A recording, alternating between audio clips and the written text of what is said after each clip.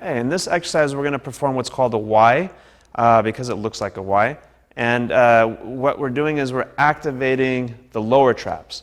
And the purpose of this exercise, again, is to activate the lower traps so we disengage the upper traps and allow the shoulder blades to rotate. We're going to get into a Y position, which is bringing the arms up with the thumbs pointing backwards. And what we're doing here is, again, this is a foundational exercise. We want to start with static positioning.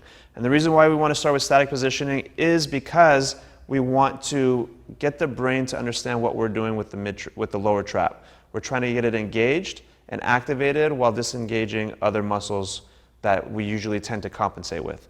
So she's going to hold with the lightest resistant bands that comes in a set. This position she's going to build up to 1 minute. And she's going to be able to do it 3 times before we go to the next resistance level. So 1 minute, 3 times. Once she's completed that, then she goes to the next resistance level.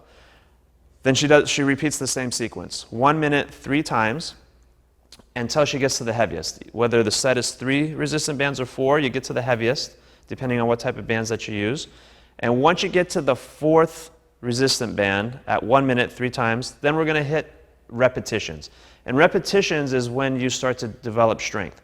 So the isometrics, the holds, that's to try to get the brain engaging the muscle. So it's a motor control portion of the exercise.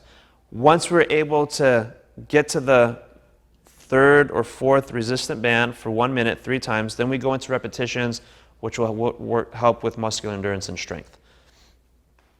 Now, one thing that you want to be careful of is when you're doing this, make sure that you're not hyperextending your back, engage your core so your back stays straight, and you're only working on lower traps.